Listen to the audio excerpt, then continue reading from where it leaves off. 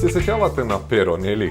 Да, истиот оној Pero кој доскоро живееше со семејството, сега има стабилна плата и потполно е способен да се грижи за себе. Освен минатиот петок кога двајца другари го враќаа пијан дома. Плюс редно беше Pero да почне да живее сам. Одамна веќе има сериозна врска. Па Pero ги послуша советите кои му ги дадоа и одлучи. Повеќе нема да се клади на Лацио. Се шегувам, одлучи дека со Маја ќе бараат свое место за живење. И вие сте како Pero? Почекајте. Пред да започнете со целата еуфорија околу изборот на место за живење, треба да си поставите и одговорите некои прашања.